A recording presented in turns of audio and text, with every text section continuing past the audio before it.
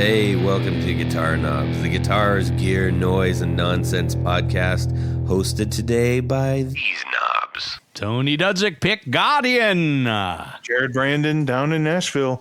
Hey everybody, it's me, Todd Novak. Welcome to the Guitar Knobs podcast. We are thrilled to death that you're listening to our show yet again, or maybe even for the first time. Hey, by the way, Yes? You know what's special about this show? As per usual, I'm here. besides that, What? we have a great guest on the line. Oh, we do? We do. Yes, and it's not Jared. I mean, we love having Jared, but this is a new person. New person. Who might you be? Randy Parsons. I'm a guitar maker. Randy Parsons. That's the well, you might know him from our recent episode with Henri Cash. Oh, that's right. Who has a number. A bevy. Of these. Yes, is getting quite the collection, as I understand. A bevy? And a couple other notable people that we're going to get into deep into Randy's story. Yes. Very, very excited about this. Randy, thank you for joining us. Yeah, absolutely. We're going to talk about super duper guitar stuff, mostly. Lots of it. Cool. Yeah. And we have some great little bits to get to before we get to his interview. But let me start off in the spirit of the aforementioned guest, Parsons Guitar. Yeah. We had a fantastic message from a gentleman named Brody Rowe. Randy, are you familiar with Brody Rowe? I am. What a great kid. This is what he says. Hey, just found your podcast from the Henri Cash post. Just started the episode now. I am a local, and I have a cool guitar that is very much related to Henri. I have a wild build from Randy Parsons, his builder, along with Jack White's and Jimmy Page's. Whoa. It is based on Henri's guitar, but is made out of 110-year-old church pew, bat skull, and some other cool materials. I'm a local if you guys want to check it out and play it. Henri personally picked the color for me. Very, very cool. All true. He sent a whole bunch of photos of said guitar, and it is outstanding. I mean, it is really beautiful. And we'll maybe post a couple of these pictures up. And he's got the same exact outfit as Henri, and I think that must have been at the show that it is the show that we played with him, because my T-shirt rack is in the back behind them. So, well, next time say hello, Brody. We played that. We opened for them. The Valentinos opened for him, and it would have been great to meet you there. But anyways, nevertheless, that was, I thought, an apropos opening for the show. That's nice. So yeah, we're gonna have to get a hold of this dude. So it's a church pew. Yeah. You know what Confucius said? Okay. He who farted in church sit in his own pew. Oh, boy. That's rough. That's rough. We just started. Grandpa joke, man. Yeah. That's a great grandpa joke. Anyways. It's not just a church pew. It's actually, I bought the church, so it's one of my pews. Oh, that's nice. Very cool. Yeah. Yeah. You know, I go the extra mile. Yeah, I only need a little bit of wood, but just buy the church. I got plenty. Yep. Love it. That's great.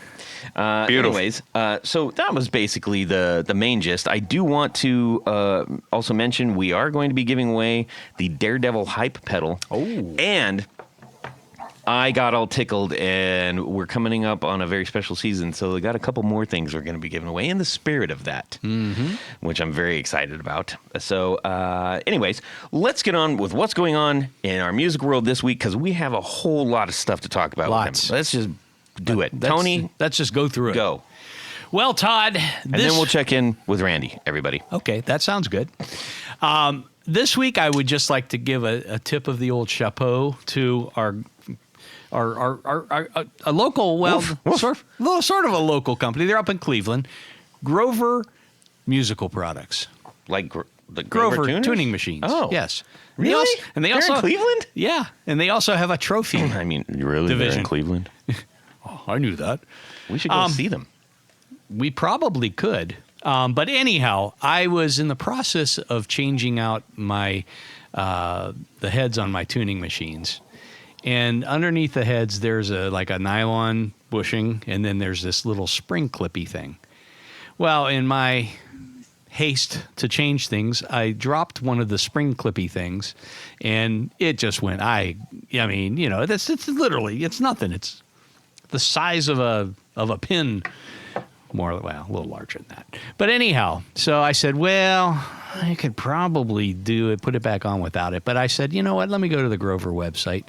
And I sent an email, and I said, hey, I just lost this one thing, and I got a response back from Sam Marchuk, the sales manager there. Oh, Sam. Hey, Sam, thank you. He says, we'll just send you out a whole replacement kit, which is what this is. And I only needed one little part, but they sent me all these little Those are very spring tiny. washers. Oh, look how small that is. I see how small that is. Try to find that. So it's like the inside of a Cheerio. yeah, maybe smaller.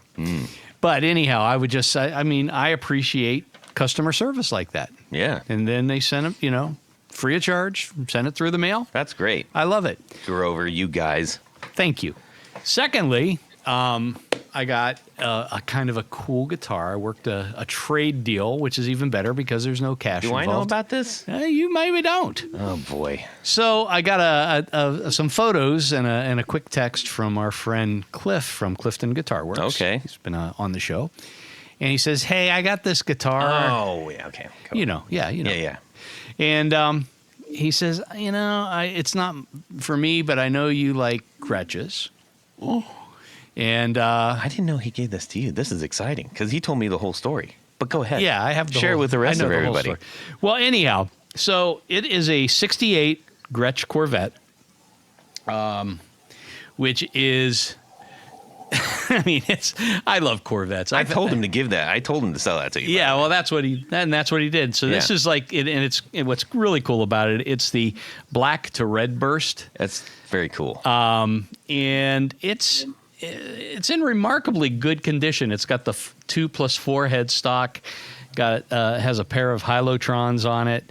It has in place of the old style vibrato. This one has an actual Gretsch branded Bigsby, which I thought was really cool too. Yeah. And it of course has the bar bridge that has just 6 slots in it, which it's pretty much not intonatable. Right. But for some reason it works. So how about that? But it works. But as with most other Gretsch guitars, or Corvettes in particular, it's so light. the pickguard was just cracked and falling apart and Oh, it bent. smells so old. Yes. Well, it is because it's And it's got the graphics on the pickups, which 55. is cool. Well, those are the Hylotrons. Well, I'm just saying they're still there. And Jared and I had a discussion about Hylotrons, didn't we, Jared? Oh, yes, we did. And what's cool about them is they're the size of like a Filtertron, but they're true single coil pickups. And what is interesting is they are super low output, maybe 3.5, 4 on the meter. But there is in place of where the second coil would be, there's a giant magnet that connects to a metal piece, and then that shoots up through the pole pieces. And for as low output of pickups as they are, they just sound really, really good. You're going to have to plug it in before we go, man. Yeah, we will do That'll that. sound good in the Supro. So, but the story behind this, I'll give you the quick 2-minute Good, story. because it's taking forever. I know. So Cliff's son was helping clean out dorms at OSU, and he saw this case with a guitar in it that was all broken apart, missing a tuning machine. The case is actually, I think, the original case. It Might be worth more than the guitar. well, maybe not. The two together make it worthwhile. Yeah. And so his son was just going to bring it back and use it as a wall hanger, and then Cliff started to take a look at some things and cleaned up the wiring, cleaned up the frets, and found a piece for the tuning machine and put it all back together. But then he decided it wasn't his thing, so I have it now, Yes, and he has He two. told me about it, and I said, I know whose thing that is. You got to sell that to Tony. Well, thank you, Todd. You're welcome. See how nice you are? Yes, Or how nice you can be? I do see that. I'm hoping you do. Ah. Anyways, cool. That's I'll leave it super- to you in my that's will. super awesome. Yeah. What's the going price for something like that if I was to find that on Reverb? I mean, depending on condition, you're probably looking at anywhere from $900 to $1,500, maybe. Okay. You know, and then some are going for less. Some are, you know, but the thing that I really like is the Gretsch branded Bigsby, which, you know, I prefer Bigsby's over the old other style, which was similar to kind of like I guess it was a Hagstrom, Yeah. which is similar to like a Jaguar vibrato. Well, there's a 6132 Corvette in here for $15.99, but it's only a single pickup, Right. and it's got the trapeze and no this, burst. Yeah, this one is That's a deluxe model. Is right this there. well? It's a 6135 because Yeah. it has two pickups. Yes. So it's 3 more deluxe. Yes, much more. Okay, cool. Let's motor on to Randy. What's going on in your music world this week that isn't necessarily involved with building guitars? Well, I mean, it kind of is. Perfect. I have a pretty much Drink normal one for stuff. Todd. I have a human skull on my workbench Yay. that a client sent me. He wants me to incorporate it into. And he also sent me a monkey skull along with a monkey on the stick, the Armand set. So that's really all I was given. Wow. A monkey skull, a human skull, monkey on the stick, the Armand set. And he basically said, "Let Randy cook." Is this So we'll Doyle see what from the happens. Misfits or what? This is a good client. This is He didn't say no. He didn't say no. It was Jeffrey Dahmer. I tried to work with Jeffrey. He's just not into guitars. So Yeah. Anyways, that's what's going on in my world. And of course, this is all inside a church. So perfect. Well, you're I'll probably- safe. Stay. well, I'll burn in hell. Yeah. Well, we're going to get into why those particular things matter to Randy here in just a little bit. It's a very exciting story. So, how does one incorporate a human skull Wait, into we're a going to guitar? get to that later. I just said that, Tony. I'm not was paying hoping attention you to would- you. All right, Jared. Let's get on with you, so we can get on with me and get on with the show. Sure. Last week was a lot of fun. Our friend Drew, a couple of years ago, started working for Shinedown, and he posted that he was in Nashville a few years ago, and I texted him and said, "Hey, you're in Nashville. Let's hang out. Let's hang out." He said, "No, I don't have any days off. I'm going to be busy forever, and I've got all these guitars and a lot of Paul Reed Smiths to repair and all this kind of thing." And he's very good at his job. So he's very, He was Tech Work of the focused. Year like a couple years Yes. ago when we had him on. yeah, he's the man. So I Super said, all right, dedicated, Paul, the guy. some other time. 2 years passed, and I get a text last week. I think it was on Monday or Tuesday. He texted me. He's like, "Hey man, I have a day off tomorrow. I finally have a day off. And I'll be in Nashville." I'm like, "Come on over to Gibson." So I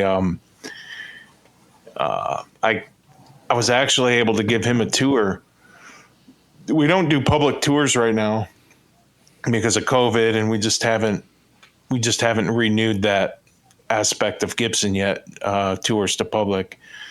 I know a long time ago you could pay to go on a tour, but that we don't do that. But since he's a very valued member of the music industry, I was able to get him in and gave him a pickup shop tour, and that was pretty cool. Nice. I also got him in the back of the garage in the VIP area and the vault and all that kind of thing. Well, and he is a shot VIP. He is, and it felt so gratifying to finally pay him back for all the tickets that he's gotten us, Yeah. and all the coolness and all the awesomeness that he has done for us in the past. Can finally pay it forward. So That's great, man. Nice. that was awesome. So it was good for both of us. He got to enjoy himself, and I got to show him how Gibson pickups are made. And I said, well, now that I gave you the tour, you got to tell everybody to use Gibson pickups. But anyway, Nice. that was kind of a joke. That's but, always yeah. nice. So it was a super good time. It was, like I said, it was very gratifying to finally pay it forward back to him. Good. Nice. Todd, what about you? Well, this week I scored a fun little deal. I was staying a little bit later after work, just kind of getting a few things done. And Nice. by chance, I just said, well, before I get going, I'm Let going me to check Craigslist. Craigslist. I know every single thing, every single item that's in there. I mean, I do. And so the first thing that pops up that I was like, wait, my eyeballs registered like something new. And so I called up and I said, I'd love to come pick this up. Or are you close? And he's like, yeah, he's like 5 minutes away. So I went and picked it up. Yeah. And, he needed to move it, and I What is it? needed to throw some money away. It is literally it's brand spanking new. He's had it for a while, but he just hung it on the wall. Huh. It's a Squier jazz bass. Okay. But it's the 70s vibe, so it's got the black binding and the black block inlay on a maple neck. On a maple, yeah. And That's cool. I mean, I literally was the first person to pull the plastic off the pick guard and the back of the neck. You took the plastic off the pick guard? I know. And, Wow. and the chrome piece as well. Yeah. I was like, this thing had never been played. That's nice. So I scored it for a ridiculously low price and was happy about that. That was cool. well, good. Killer looking guitar, and it plays great, sounds fantastic. Super cool. And you canceled your subscription to Bassmaster. Yes, I did. I did. It's too bad. It is too bad. Somebody will resubscribe me, I'm sure. Don't do that. Don't do that. Anyways, so let's get on with things. We need to quickly check in with our pals, Tour Gear Designs. Yes. Who make the finest and most affordable patch cables in the business. And That's what I think. Might I add delicious. And delicious. They're super thin, and they've got a very, very small actual like profile I guess footprint, if you will. Well, think of it as most people are familiar with pancake cables. Yes. These have, I virtually already the said part that. I that already plugs said in that. is like, Yes. it's non-existent. It's smaller than a dime. It's the size of the jack itself, which Yes. means you can, you don't have to worry about the pancake, boxes in the back and jam it all together with your power source and top mounted and they come in a C shape and a U shape and a U shape. It's a C shape and an S shape. and an S shape. That's right. Yeah. So, anyways, load your cart up because you will. Yes. And this is on my board. It's on loads of people's boards that we've had them it's on on my the show. board. It's on Tony's board. Go over there, load your cart up, and use the Guitar Knobs in the coupon code, and you're going to save 10%. That's the Guitar Knobs, all one word. All lowercase. Yep, all coming from Canada, quick lickety split, and you will be happy and thankful. Redo your pedal board, get it all together. Go to tourgear.com, tourgeardesigns.com, I should say. Yes. And thank you so much for Tour Gear for sponsoring our Four on the Floor. Let me get a little bit of this. 1, 2, 3. Four on the floor. All right, Randy Parsons from Parsons Guitar. That was a stroke of luck that Wow. lined up for you. What is your Four on the Floor? So my number one, I'm just naked without this. It's just the MXR micro amp. Yes. It's just a clean boost that it's my secret weapon. I just, I feel like I don't have pants on if I don't have one. So number two, R2R. I know you had Chris on the show. A couple times. Yep. Yeah, he does a kind of a Rangemaster treble boost. And he actually makes I put one inside Henri Cash's guitars. Mm-hmm. Yep. And Chris is the guy that, he's got all these vintage parts. And I guess Gretsch did one, back in the 60s, and he somehow got a hold of all these parts and the schematic. And so he hand makes these for me, and I stick them in guitars once in a while.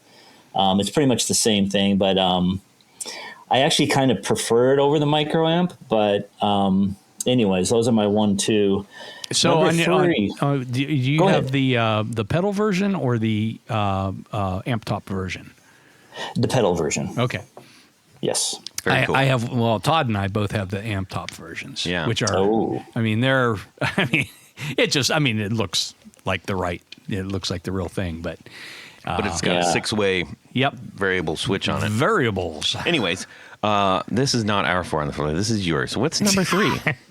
Number 3 is coming in Celestial Effects. They do, I don't know if you've heard of them. They're from the East Coast. And they've got a bunch of things, but they have this thing called Wah the Fuzz.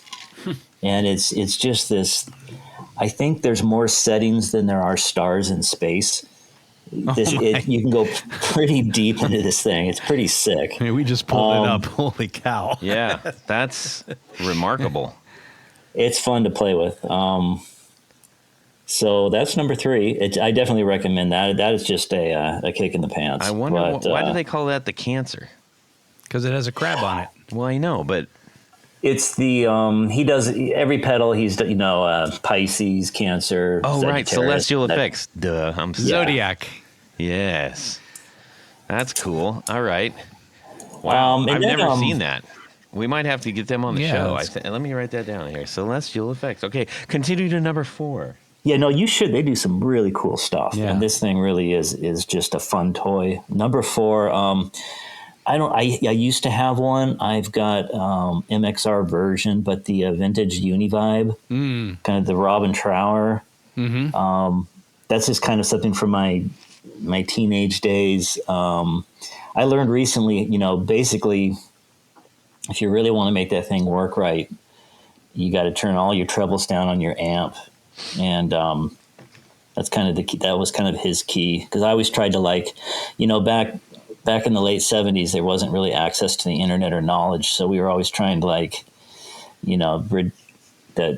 trying to get that tone and never could quite dial it in. But anyways, that's just a fun piece. I've got the MXR version. Mm-hmm. It's okay.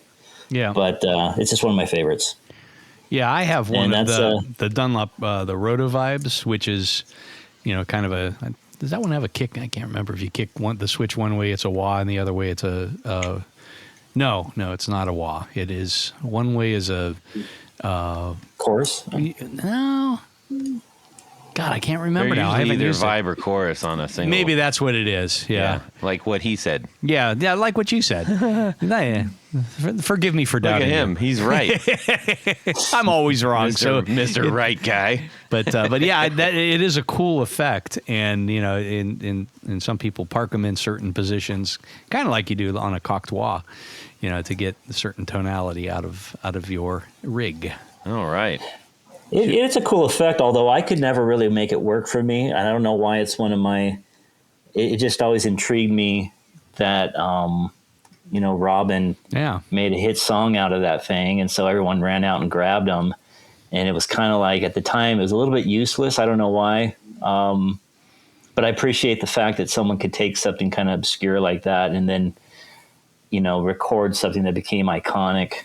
So that always just kind of tickled me a little bit. For those that don't know, or maybe likely too young, do you know what Robin Trower was, made his fame and fortune on, or at least his notoriety? Can you enlighten us on that, or Tony? Are you saying I'm old? No.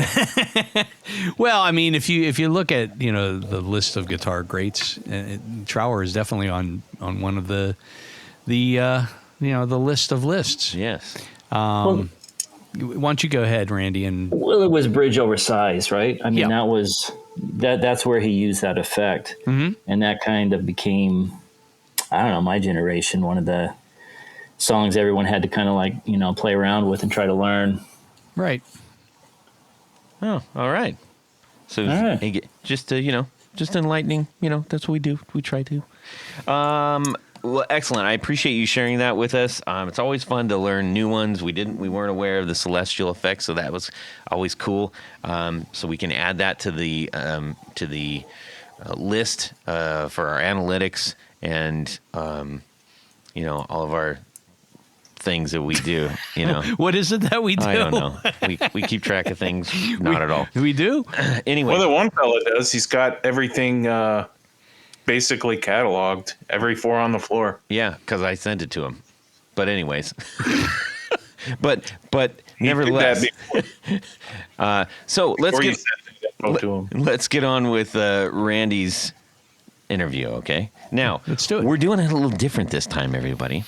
I spoke with Randy before, and he's got a very good handle on his own history, which is great. Thankfully, yes. somebody does, right? Yes, we can put the fishing poles down and just kick back and let him spin a story. We're gonna go through a couple chapters here, so I'm gonna do a little chapter. It's like a little book, a little chapter booklet. setup, and I'm gonna turn the page, and he's gonna fill in the blanks. Okay, Nice. Randy, is that okay with you?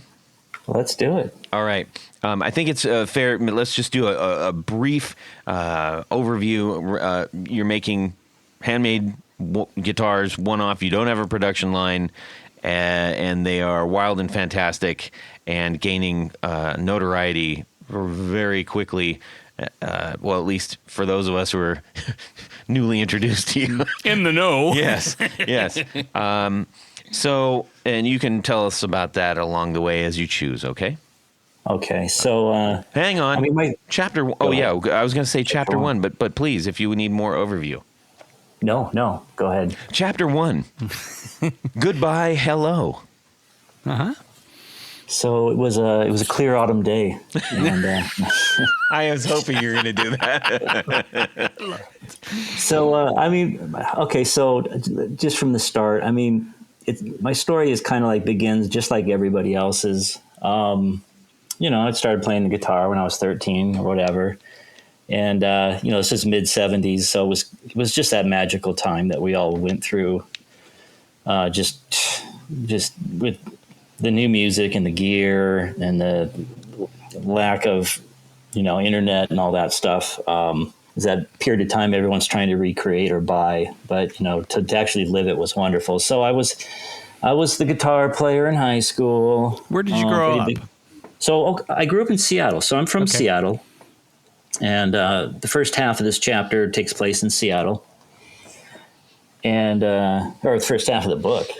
Yeah. It's kind of where everything kind of happened for me. But I was the guitar player in high school, and everyone thought I was going to be a rock star. And, it opened a lot of doors, dated a lot of women. And, it was just a wonderful time. And then after high school, really wasn't an option for me but to go to music school. I had an opportunity to go to college, so chose music school.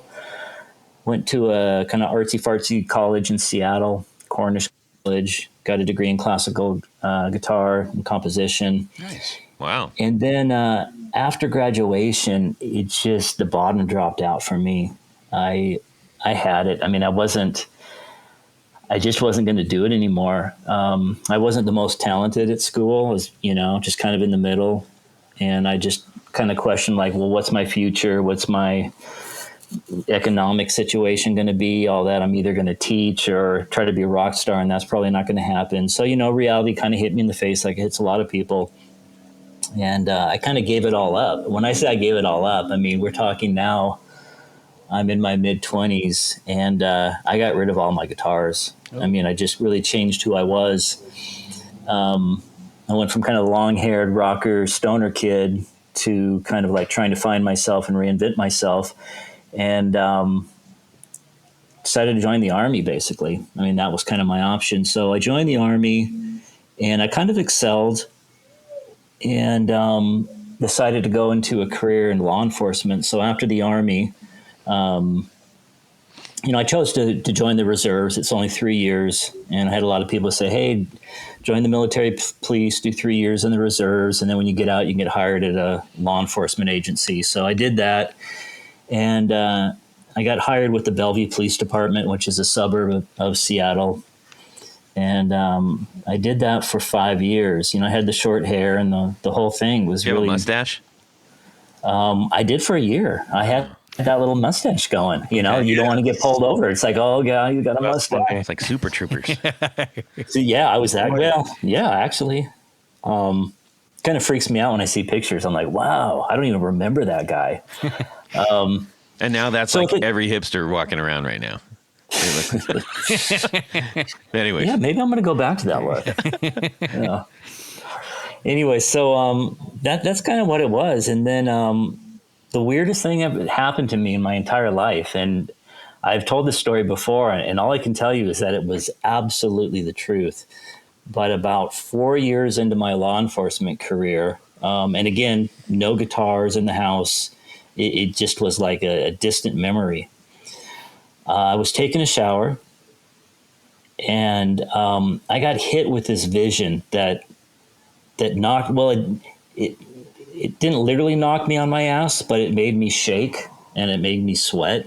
oof. And I got out of the shower, and what had happened in a fraction of a second, I saw an alternative life.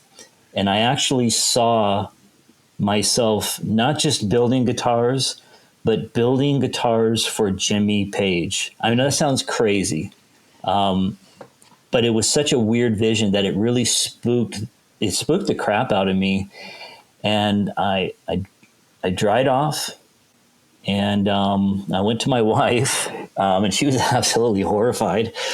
And I said, hey, I'm going to quit my job and I'm going to build guitars. And she was just like... Was she horrified when you got out of the shower or after you told her that? Probably both. I don't know. I didn't know. Were you like a never nude before, or like? She said, put your clothes on. Oh my God! You promised. Good. Well, no, we're nudists. No. So, anyways, I was just like, hey, we were renting a house, and there was this weird basement area. I said, hey, I decided what I'm going to do. I'm going to build guitars in the basement, and I'm probably going to just spend another year with the department, and then I'm going to get out. I'm going to build guitars as a career. This is what I've always wanted to do. And she's not happy about it at all. She was actually an artist. And so there was really no income coming from that side. Sure. And then that's a tricky happened, thing to do. I just take a moment to take that in. I mean, when you lock in with someone, you say, okay, I think I know everything about you, and I think we're good, and I like what's in my shopping cart. And then that's a big move, because it doesn't just affect you. That's going to affect her in some way, or vice versa. If she said, hey, I'm going to quit my thing and, do ballet or whatever, and you're like, yeah, but dancing doesn't pay the rent. What are we doing here? That's got to be tricky to get through in a relationship. Yeah, it was huge. I mean, we didn't last. We like I said. Well, there you go. That's called foreboding. But I think that actually was because she saw me naked, and then it was like, yes. No. So, yeah, well, so my plan was, I was like, well, I'm not going to quit tomorrow. I said, if I go 5 years with the department, then I can take out some of this retirement money, and then I can start my business with that. And she was just like, oh my God, I hate you. And, but then what happened is all these things started to happen, and these right people came into my life during that 1 year. And, I was just like a madman. What I did is that day I went to Home Depot and I bought one of those bandsaws for $99, those little mini bandsaws. Mm-hmm. And then I didn't know anything about anything. So I went over to the lumber section. I'm like, well, this looks like wood that you would cut, and glue together. This sounds like something I would be doing. Right. You got to start somewhere. Yeah. So, I'm like, well, you lay the wood down and you draw a picture of the guitar on the wood and you cut it out. So that's what I was doing. And I would get halfway through something and I'd kind of mess it up, so I'd just throw it away. And she'd be like, why are you throwing this stuff away? I'm like, you don't understand. I'm trying to learn this. And the first person I met, you may have heard of this guy, Boaz, B-O-A-Z. I don't think I have. He is a walking encyclopedia. He's a walking time machine. He's from Israel. This is a guy that traveled the world on his motorcycle, ended up at the tip of South America, and built a guitar with a pocket knife on a bet. And It sounds Just- like just in- Alan Johansson, actually. It sounds like Are you talking about Larry Johansson? no, The great Larry Johansson? No. Anyways, he was a gypsy. he's a guest. He is a gypsy. Yeah. And if you want to hear about that episode, you can go back. Tony's going to tell you which one. I will tell you which one that is. Anyways, go ahead. Yeah, so this guy was just a charismatic gypsy, but he had some skills. He had old world skills. He built flamenco guitars, Spanish heel type instruments. And he just happened to be in town doing this Kasha project. Kasha is this type of acoustic guitar they came up with in the 70s with an offset sound hole and asymmetrical bracing. And kind of met him, kind of like he taught me some things, and that kind of like got the whole ball rolling. And so what happened was I quit my job after a year, and I didn't really have a big plan. So I decided, well, I'm going to open a repair shop. And at the time, this was now like the early 90s, and, the Seattle scene was exploding. There was already some guys in town that kind of like had that whole thing dialed in. Yeah. There was one shop that you just didn't mess with, and people were like, Randy, you can't open a repair shop in Seattle. So-and-so will destroy you. It's like, it's just not going to happen. I'm like, no, I got a vision. I saw Jimmy Page in the shower. It's all going to be good. So that's what I did. I opened up a repair shop, and I just had this all the guitar playing kind of came back to me. And the thing about repairs is that I didn't have a lot of knowledge when it came to like certain instruments. I wasn't a gearhead. I couldn't talk about this year and that year, but I understood physics. I understood the engineering of neck angle, string angle, breakover in the bridge, nut slots. I really kind of like, you could give me any guitar and I could automatically see the problem with it, and I could improve it by, changing the neck angle or whatever. Mm-hmm. I understood intonation a lot better than most people did. I can talk intonation for an hour if you want. But, and so I started actually getting popular, and there was one guy that was doing Pearl Jam and Soundgarden and Alice in Chains, and he was like the man. And then I had my little shop, and then I kind of became the man. And then I had 2 shops, and then I had 7 shops in the region. Wow. And then I had an all-female staff. So I had friends that were in the theater business, and I came to them early on. I said, hey, I want to open up these repair shops, but I want them to look kind of like Harry Potter's cave. I want people to kind of walk into this like dark place with cool lighting, bunch of rock and roll posters. I really want to like, push that vibe. And I'm only going to hire like pretty girls to work behind the counter. And then I started finding female luthiers. And then before I knew it, the press was kind of like, we gotta cover this guy. There's this guy, that went from being a cop to growing out his hair to opening all these crazy repair shops and all these crazy women that work for him. And now it's like, everyone's like, well, who is this guy? And then everyone started kind of coming to me. And then I really started getting kind of artistic in the whole thing. I was like I started building basically on my off time. So I was repairing guitars 7 days a week. And at nights, I was still experimenting with building. And I was doing things like, well, what if you took a cow skull and you chopped it up and used that for the interior bracing? Kind of stuff like that. So I was doing all this weird stuff. Randy, that sounds like a segue that's going to lead us to chapter 2, The Third Man. Jack White. Yes. So what happened there was... that's theater, everybody. Brilliant. Yes. Genius. Continue.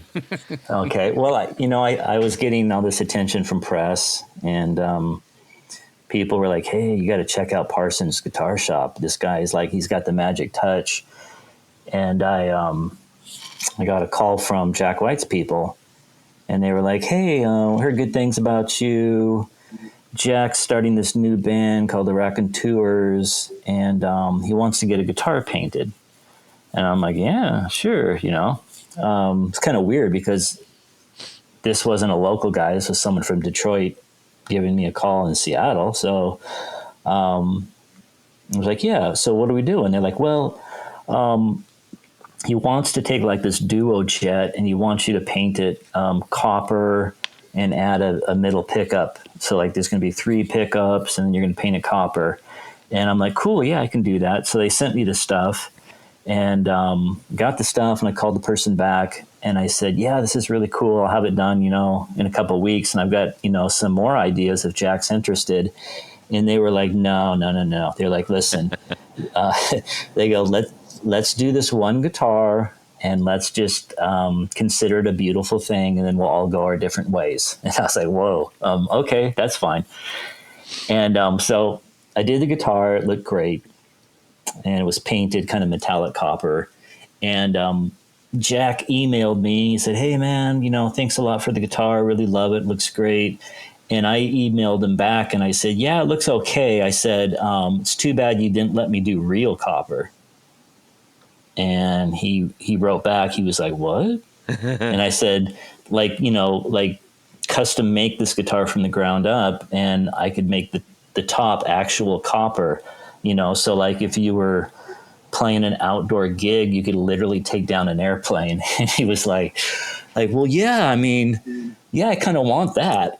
And so that was the copper triple jet. And so I made it from the ground up, and I was really out of my depth, to be honest with you, because I didn't really think, I didn't know I could do it at all. That was just kind of came out of my head. And then I had to be like, oh shoot, I gotta figure out, number one, how to, you gotta write the check, man. Yeah. So I was just like, well, I said, it's going to cost this much, which is a ridiculous low amount. Not that was all my fault, but and this is before copper went through the roof, so you got lucky on that one, I imagine. Well, you have to understand is that I really wasn't an accomplished guitar maker, so I had 2 problems. Number one, I had to make a guitar out of copper, or at least the top, and then number 2, I had to build a guitar for Jack White, and I really wasn't a guitar maker, I had all my shops were small. Like I said, I had multiple repair shops in the Seattle area, but there were all these tiny little spaces. I had a little bandsaw in the back to cut nuts. And so I was like, oh man, I got to figure this out. But that's fine. I did it. So I made this guitar and I did the copper top, and I was running late on it. And he was like really excited about the guitar. And he said, hey, I'm playing the Conan O'Brien show, and I really, really want to debut this guitar in the Conan show. Oh my God. So it was one of those things where I was like sweating. I was nervous. The guitar was kind of heavy, and we literally had to overnight it to New York so he could play on the Conan. And me and my friend were like, staying up all night to see if it was even going to make it on the show. And I kept saying, he's not going to play it. He's not going to play it, and then boom, there it was, live on TV. Amazing. And then what happened was, that original conversation I had with him that this was going to be just one thing and we were going to go our different ways lasted 10 years. And then amazing. I made some other guitars for him, made some other triple jets, and I made the Green Machine, which was in the movie It Might Get Loud. Yeah. Mm-hmm. That was the, for those that don't know, it was the, so now he thinks I can do anything, right? Like, what if we do this? What if we do that? Well, yeah. So he said, he's like, what if we is there any way you can put harmonica mic inside a guitar, and then I can pull it out, and then if I let go of it, it spins back up inside the guitar? And I was like, yeah, I can totally do that. And then, so the problem was, it was a Green Bullet microphone amp, or a harmonica microphone, and those things weigh about 5 pounds. I don't know if you've ever held one, but they're really, really heavy. Oh my goodness, that's close to that's like the weight of another guitar. Exactly. So my plan was well, what about I was thinking, okay, well, hair dryers, they have the retractable little mechanism, so we went out and I bought a bunch of hair dryers and stuff, and it was just nothing. It wasn't even going to move that thing at all. And I was so lucky. I went into a vacuum cleaner repair shop. Yeah. And I really met the Rain Man of vacuum cleaners. And this guy comes out and he's got these glasses 3 inches thick. And I was just like, dude, listen to me. This is the situation. I've got to make a guitar with this 5-pound microphone that like whatever. And he's like, the Hoover B321Z. and you like, he goes back in his shop and he has this wheel mechanism that's like, just the perfect for this. It was a Gretsch anniversary junior. And so in the movie, it might get loud. There's a picture of me like routing out the back of that guitar, kind of like a circle, and I'm dropping the mechanism in there. And it worked. It was just a miracle. Amazing. The schematics. I remember that on the movie. Not your picture, but the actual guitar with the microphone thing. I'm like, who was genius to think of that? Well, he thought of it and took credit for it, and that's fine. But I was the idiot. You made it happen, man, with the vacuum guy. The vacuum guy, man. Yeah. That's awesome. This is great. But that's how I rolled. I mean, that you kind of like, you fake it till you make it type thing, and you just figure this stuff out as you go. You're not going to say no to an opportunity like that. At least I'm not. So now I'm really getting popular. And, there's a lot of money in Seattle as far as like, there's a lot of like low key billionaires in Seattle, people that you just don't know. It's different. It's different than LA, and LA is different than the East Coast, and different than Florida. In Seattle, it's like, the wealthy don't drive around in black SUVs with security. They just kind of like drive their own cars, you know? And so these real cool people started coming to my shop, and they were collectors, and they started ordering crazy custom pieces. It was kind of, everyone had a weird idea, and it kind of like, I'm not going to say it didn't burn me out, but it kind of drove me crazy where I'm like, I wish someone would just come in and ask for like, a telly.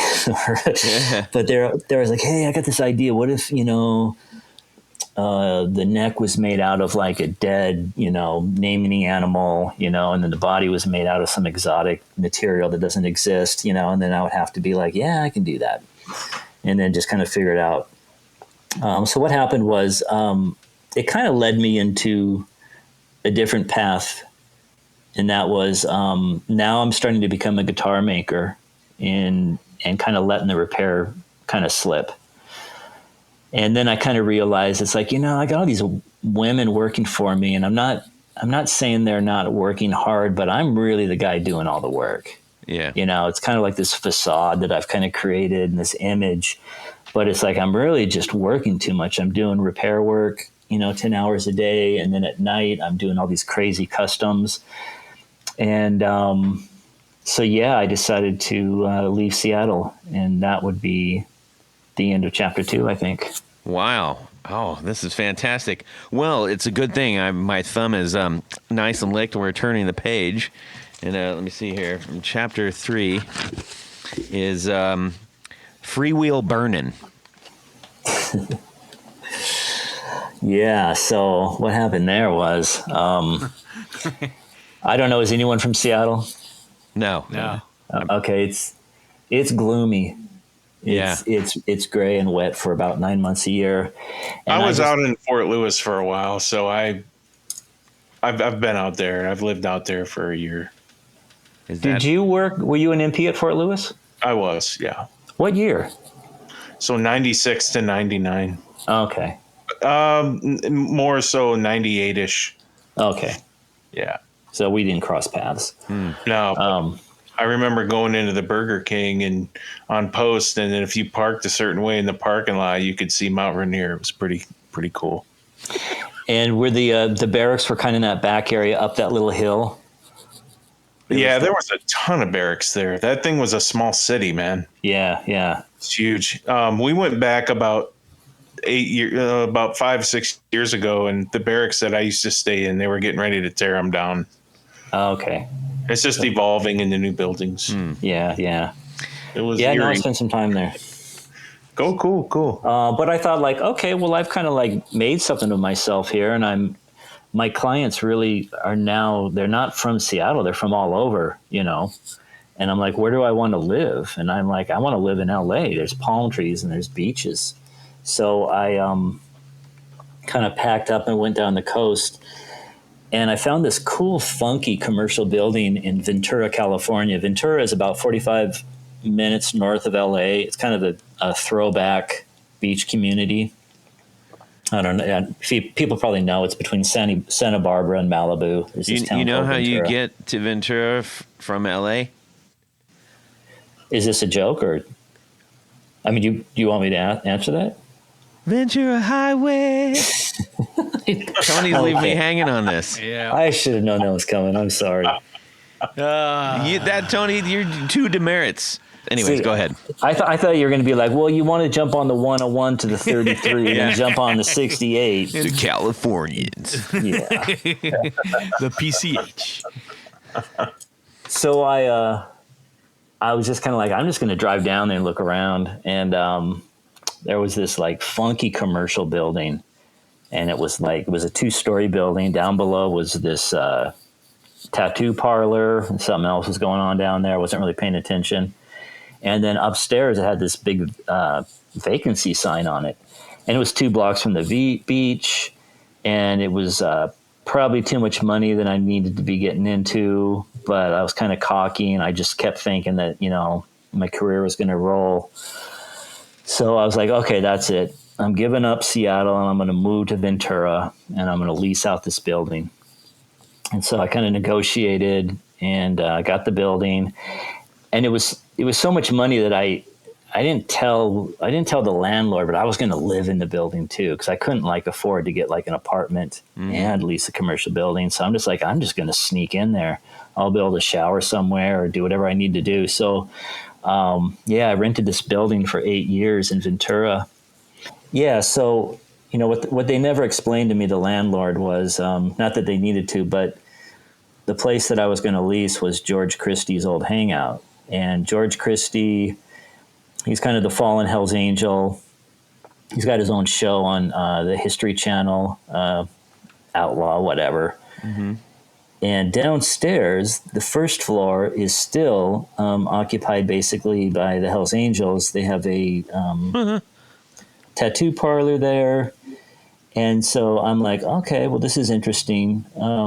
Actually, it was very interesting to me because I was always as a teenager, fascinated with the Altamont story, the free concert the Rolling Stones did. And it was even as a teenager, I loved the Rolling Stones, but I always kind of sided with the Angels because I was like, well, obviously, you can't, there was no security. The crowd was out of control. You hired the Hells Angels for security and you paid them in beer. And, when you kind of look at all the footage, and again, this is me 14 years old analyzing the situation, I'm going, well, the Hells Angels obviously felt that the thing was getting out of control. And the only story people repeat is that, the Hells Angels stabbed and killed a guy. But what they don't tell you is that, but that Hells Angels went to court in a unfriendly courthouse with an unfriendly prosecutor and an unfriendly law enforcement agency, and actually won. He was found not guilty for reasons of self-defense. Wow. And I don't know if you know the rest of the story there. I'm kind of getting off. It sounds like the book from Exile or the book Exile on Front Street. Is that what that kind of covers? Yeah, where then they went to Mick Jagger and they said, "Hey, you owe us $50,000 for court fees." Yeah, and Mick Jagger said no, and so then they put a team together to sink his yacht. Oh my god! Wow. Yeah, this. I don't know if this is in the book, but so what happened is they went back and forth with the organization with Mick Jagger, and they said, "Hey, our guy, you owe him $50,000 for court fees," and of course Mick was like, "No, I'm not paying anything." And they got together and they actually they did this mission to go out and sink his yacht. It was off the coast of New York, and it was only because of a storm that they had to bail on the whole thing. But the news got to Mick that they tried to sink his yacht, and the next day Mick sent him $50,000. Jeez. So anyways, so let me go back. The idea was I was fascinated And I always kind of like I said, a huge Stones fan, huge. And I'm 14 years old, but I'm kind of like, this story doesn't make any sense. To me, it seems like the Hells Angels were in the right. So then I'm like in a situation where I'm like going to have to be friends with these guys. I mean, I'm living illegally above them, and we're sharing the same front door. So this is, it's kind of a situation. Anyways, it's just interesting to deal with them. So anyways, I had a relationship. Guitars from you? No, they actually took care of me because the city started falling apart. Like I had a car that got broken into like every 2 months. I'd wake up and there's glass on the street. I was just like, man. And so I was complaining to one of the guys about it. And he was just like, oh, we'll take care of that. And they put some like support stickers and some other stuff on the back. And I was just like, all right, that's not going to do anything. It's the last time my car was ever broken into. Yeah. Oh my God. Interesting. I never asked questions, and it took about 4 years before I could actually like go out and have coffee or dinner with these guys, because it takes about that long before they can trust you. But I guess what I'm trying to say is that I was really impressed with, there was definitely a level of integrity, super, super intelligent guys. I mean, I was actually really impressed. So the bottom line is I rented this big building, probably spent $500,000 on rent, and just didn't work out that well. Yikes. This sounds like I'm getting the prompt to turn the page again. Turn the here. page. Okay, chapter 4, American Gothic. So what I did, again, for some reason, every 10 years, I like to reinvent myself. Like went from police officer to taking over the city of Seattle as a repair guy, to going down to California and illegally living in a building with the Hells Angels. And then the clock went off and I decided, okay, now what am I going to do? Uh-huh. And I always wanted to like have a real funky space, like an old school or an old church.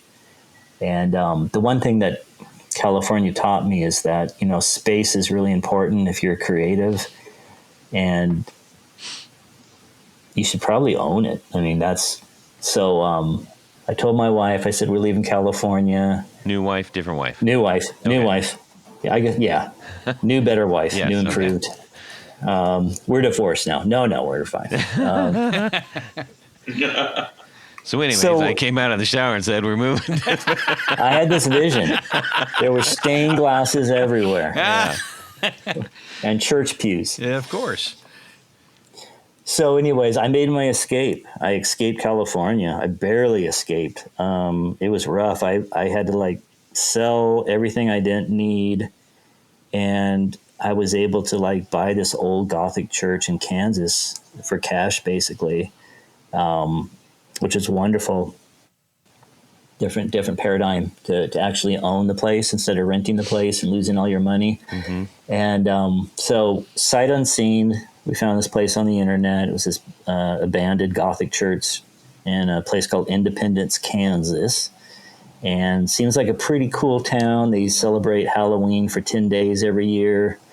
The city flag's got like a witch on it. And so I was like, yeah, we're going there. And we drove 2 cats, and we towed my little white car with the Hells Angel sticker, 5 states. And we arrived in this church, and it's just cool. The basement's 5,000 square feet. It's got 15-foot ceilings, and it's got a sanctuary upstairs that 42 priceless stained glass windows. The building's actually on the National Registry, and it's got a 3rd floor and an attic, and it's just really cool. It's in the middle of town on Main Street. The town is just great. And I'm like, wow, so this is cool. And there were a bunch of like old church pews upstairs. And so I ripped those apart and decided that I was going to make a bunch of guitars out of them. And so I've been in the church 2 years. And the first year was basically just getting like water lines and replacing the plumbing and this and that. And then the second year, I had a lot of builds to do, a lot of obligations, people that ordered guitars when I was in California. And these people were really cool. I had to say, hey, I got to take a couple years off. I got to get out of California. I got to find a place to live. I really need to own a place this time and not lose all my money on rent. And so that's kind of all been taken care of now. And I'm right now, like the last 6 months, I've been building more guitars. So I've built more guitars in the last year than I built my entire time in California. And I'm building probably the best guitars that I've ever built right now. Like for instance, built all of Henri Cash's guitars, my buddy Brody. And then I'm building some crazy guitars for a crazy client in Florida who, what he does is he sends me boxes of like vintage pickups and vintage parts, but like really cool pieces. And then he's just like, hey, I've always wanted this pickup. I've always wanted this bridge and these set of tuners. Just start building guitars around this gear. And like so, that old Kohler commercial.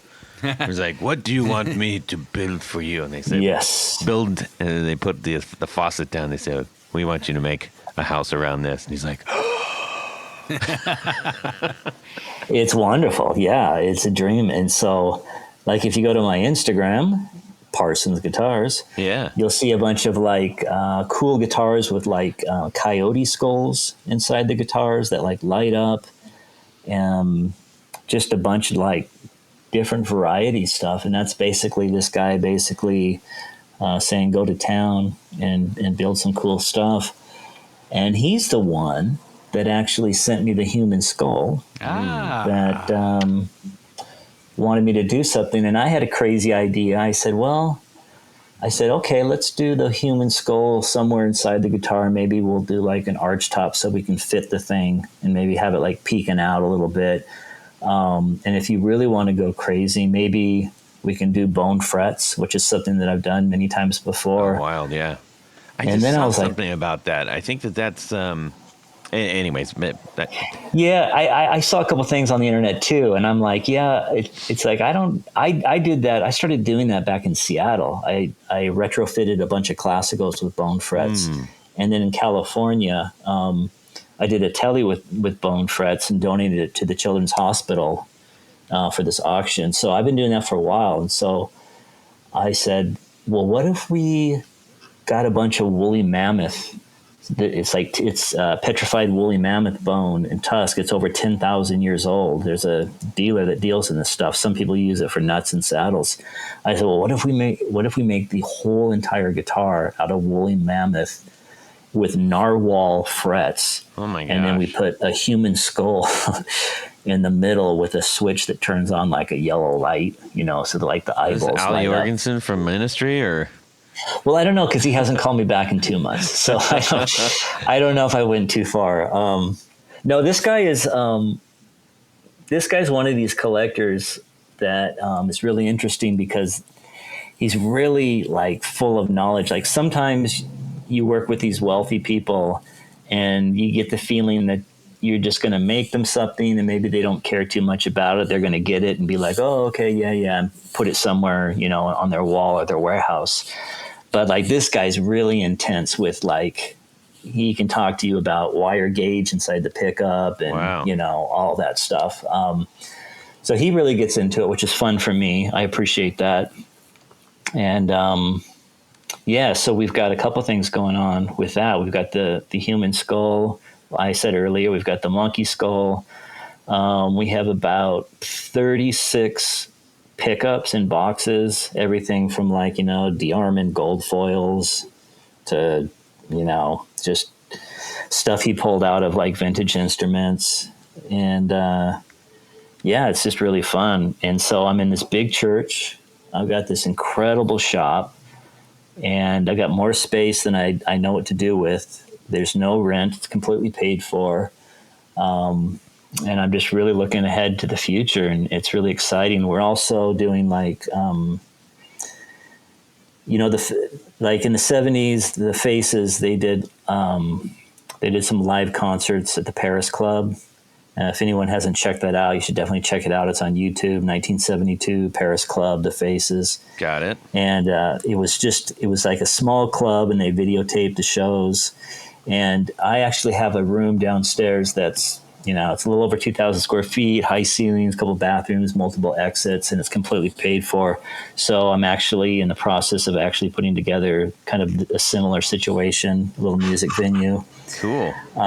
Yeah, so it's really just it's kind of a weird life to go from like the military to police to Seattle, opening a bunch of repair shops, people telling me I shouldn't do it, and then having all these famous people knock down my door and then saying, well, I've had enough, so I'm going to go live in California. Yeah. And then meeting the Angels and having a good experience and then losing all my money, but having enough to go to Kansas and buy a church. And so that's like chapter 4, and I'm looking forward to chapter 5, 6, and 7. Yes, and all I have left here is chapter 5, which is called 30-something. That's another TV show reference. It is.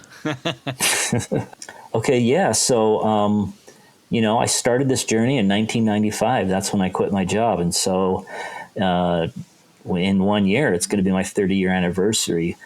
I've never done a production guitar. And I kind of want to do one, and I actually have a good idea for one. And so what I'm going to do is I'm going to do a production guitar. It's going to be affordable. And the only way you can get one is by going to my Instagram and then following my Instagram to my Patreon and then signing up to be, to go down that route. It's about $185 a month for a year, and you get one of my very first Parsons production guitars. It's probably going to be called the Bat Junior. Don't know yet. It's going to come in 2 colors, orange and black. And everything, I put so much effort into the creative aspects of my guitar, almost too much. Like I just did this crazy Wonderland bat. It's on my Instagram with this crazy mushroom inlay. The whole thing has 50,000 pieces. I've done these Wonderland Queens and Wonderland Kings. And again, they're just over the top, elaborate instruments. And this time I want to put all that energy into just a tone monster, something that's like, like this thing's going to be just a double cutaway, single pickup, top route, pickup cover over the top, bolt on neck. But, it's all going to be about the right weight, the right tone, the playability, the affordability, and it's definitely going to bear my name, and it's going to be my first year, my first production model. And I'm very excited about that. That so sounds that's kind of where I'm going. Yeah. Very cool. That's a nice way to sort of pop a cork on 30 with something totally new and different. That's yeah, really I think cool, so. man. Yeah, I think so. Well, you clearly have a storied past, and I really appreciate you sharing that with us. We're thanking you for sharing that with us. A wild ride indeed. And, normally we get into like, well, tell us all about the guitars and stuff. But, uniquely, yours are all completely different. So that would be a very long story. Yeah. And it's a problem. One that would be probably hard to follow. The point is, you're making pretty amazing stuff, and it's unique. And if that's something that you are interested in, ladies and gentlemen, this is the guy to do it for you. So, without further ado, we're going to tap into the wide world of Jared Brandon's head, and he's going to deliver us from evil. That's right. While my buddies drive on up to my house in Nashville and the old El Camino. Well, we may take a side trip over to Kansas to check out the church. That's you true. Should. You absolutely should. You should go praise those new guitars coming up, the production model guitars. I think that sounds like a great opportunity. But we're going to play a little game of Would You Rather right now. And what's the introduction, Jared? It's a song, and it goes like this: Would you rather?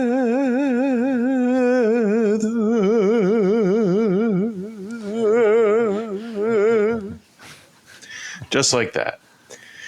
Our good old buddy Bob Crouch sends us this Would You Rather this week, and he calls this the edge of breakup. It's the early 1990s. You have been offered a one-night-only appearance on Saturday Night Live when you were walking down the street.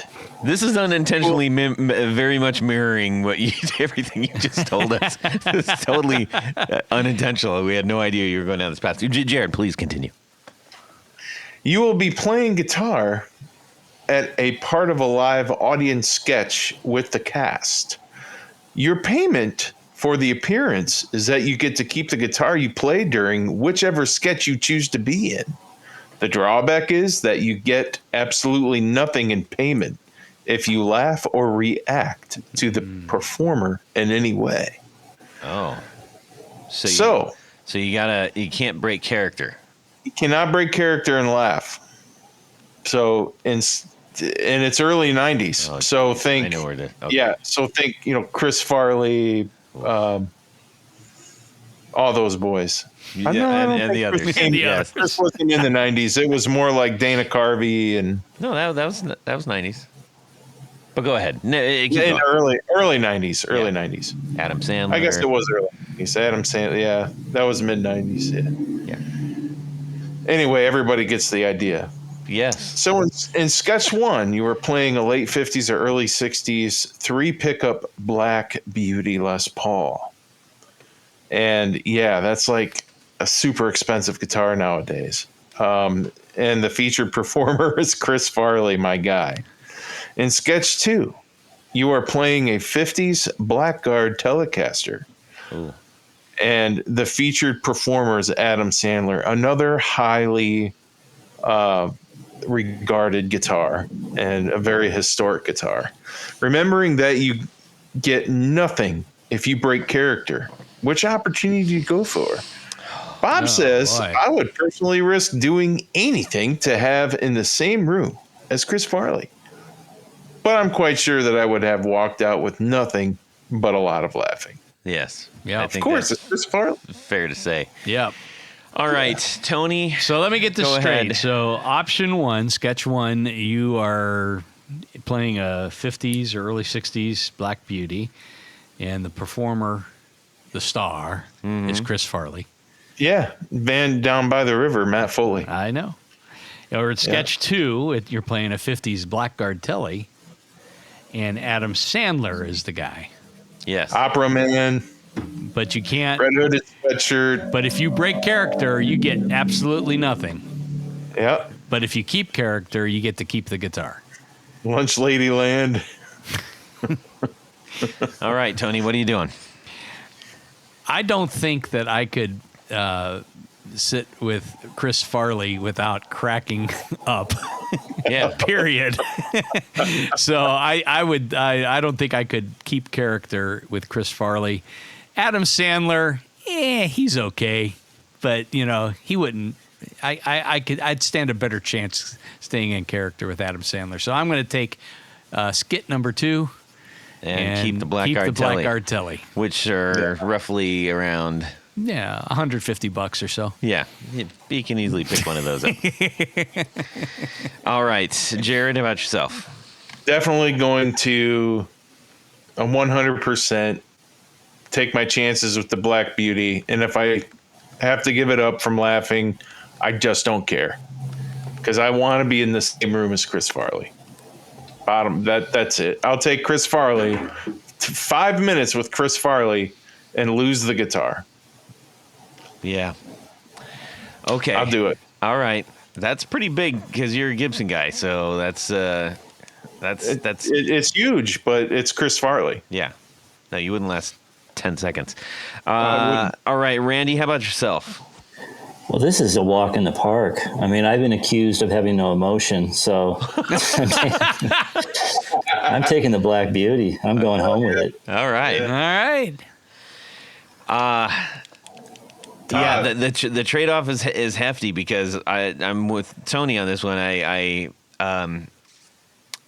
think I could walk out with the Black Telecaster, but yeah, the experience of being live on set with Farley would just be too great an opportunity to pass. I laugh just thinking about it. Yes, yeah. So I'm with Jared and Bob Crouch on this one. I'm I'm going to forego the riches and stay with the experience. To the victor go the spoils. Yeah. You could cash out as the guy that gave up a guitar for laughing on TV. and make that work. That's true. You could write a book. And Gibson would probably give me a brand new one. Oh, sorry for your loss, pal. You know, they're like that. Yeah. Sure. Yeah. So Easy now. Yeah. Blasphemer. Hey, Gibson Bob, Gibb. that was a fantastic Would You Bob, Rather. that was Thank good. you so much. That was really cool. And off the heels of a great interview. Thank you so much, Randy. We got to say thank you to a few people, and then we're going to send you off into the great evening or whatever. Ether. Ether. Okay. Go Send ahead. it to the ether. That's right, Todd. At this point of the show, there's a special group of people we love to thank. These are our executive producers. Now, how do you become? What is an executive producer? I don't know. Tell me. An executive producer makes the show possible. That's true. How do you become an executive You producer? go to patreon.com/the Guitar Knobs. That's right. And there you can sign up to be a sponsor, That's right. a patron, A patron. a hero of All the three podcast. of those things at once. Yes. Wow. Each level comes with some very, very nice thank you gifts and opportunities to win wonderful prizes. But as an executive producer, there's one thing more. Jared, what would that be? You get to have your name read on the thing. Your name read on the thing. That's what I'm going to do right now. So special thanks to these executive producers. Vader and Pedals, John Halverson, Rick Calhoun, Trevor Gunberg, Elad Mizrahi, Mike D, Richard Kendall, James White, Motander Guitars, Anthony Gemolero, Bill Gola Guitars, John Esterly, Anthony Lathrop, Stefan Lamb, Michael Senchuk, Ken Sayers, Doug Christ, Darren Gregory, Tom Brazen, Rusty Sneeden, Ralph Gottschalk, Don Kloss, Gregory Randall, Brett Hogarth, Eric Hemmer, Stuart George, Michael Furman, James Bell, James Romer, Cameron Pampas, David Tyndall, Trevor Ellenberg, and Christopher Logan. All right. Thank you, one and all. But Todd, there's one more group of executive producers. I like to hear that. We call them our grand poobahs. These are the cream of the crop, the top of the heap. number ones. King of the hill. Yes. Extra special thanks to these grand poobahs. Tommy Manasco, Ricardo Iguareda, David Kaminga, Brandon Wound Pickups, Yep. Hex Matos, Michio Murakishi, Bob Crouch, Jack Cadian, Sam Jett, Tyler Rhines, LSJ Music Company, John Williams, James Pennington, Steve Keys, Cody Foster, Science of Sound, Brian Robison, Jonathan Jerusik, Corey Nigro, Michael Van Zant, Tim Nowak, Jonathan Daly, Martin Cliff, Sean S.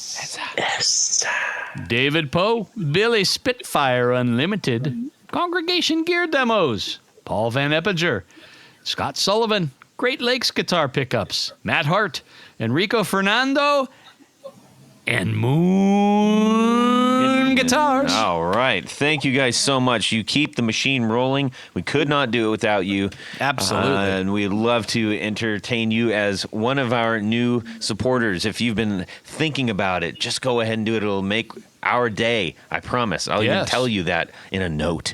We've got some great giveaways coming up, so that's another thing to be looking forward to. But for now, we need to say thank you so much to Randy Parsons for joining us on the show tonight. Awesome. Thank you, guys. You are more than welcome. Where can people go find the things that you are doing right now? Just go to my Instagram at Parsons Guitars. And be on the lookout for that 30th anniversary Yes. offer to get one of these. That sounds great. Yeah. Boy, imagine the person that getting the 0001 or whatever. First come, first serve on the serial numbers. So There you go.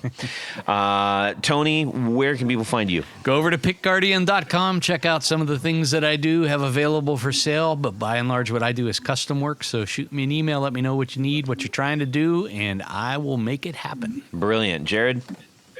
You can find me on Instagram, jared.allen.brandon. Message me and ask me about pickups or guitars, or if you have any questions, let me know. Excellent. You can send me an email, Todd at theguitarknobs.com. You can also DM me on Instagram at guitarknobs. Love to hear from you. Send us your Would You Rathers like Bob Crouch did. That was fantastic. Yes. And please go check out the Valentinos. We just released a new single last week, and we've got an EP coming up on the 20th. Nice. So very, very cool stuff, and got a couple shows in and around Ohio as well. So thank you. Everybody have a fantastic guitar week out there, and subscribe. Yes. Yeah. Perfect. Jared, what'd you have for breakfast? Nothing. Everything is the right word. Okay. Yeah, the I have meatloaf. nothing. No, I was. Go in order. Damn it. You and your rules, Todd. We can break the rules here. Or don't. Or don't. Okay. Let's just start that again. Just count me in or something. Just Well, we're going to. Okay, let's just I'll do All a right, fresh one do so I it. don't have to edit the living crap out of this. All right. He'll announce himself. He'll say, test. Watch, he'll do it. Do you have a beard? Do I have a beard? No, that's terrible, Tony. Yeah. Carry on, my wayward son. Guess So I'm. guess where Randy is from, Jared. Kansas. Yeah. Oh, nice. Topeka, Kansas. No, Southeast Kansas. Oh, okay. Yeah. Was that not good enough? Was that the best? Was that not the Kansas you were hoping for? Damn. No, I don't. Northwest Kansas. Game. I start wondering if these are actual movies or just crazy things in Todd's head. Yes. I had eggs and toast. So, I noticed that you have. There he is. Test. There it is. What do we tell you? So predictable. Why? You hearing my beard? Jared's going to join us. Okay. That's super. I'm glad he's telling us he's going to do something instead of just doing it. Yeah. One time he popped. I think I'm going to probably join you guys. Well, why don't just join? Yay. That All right. Okay. Well, And away we go. that's my line. Oh, I'm sorry. And away we go. Well, that's it for these knobs. Please visit our Patreon page at patreon.com/theguitarknobs. Visit our website at theguitarknobs.com for all of our past episodes, 4 on the Floor blog, and other good stuff. You can connect with us on social too at our Facebook page and share your gear and stories on our Facebook group. Also, be sure to check out our Instagram at guitarknobs. Catch you next time.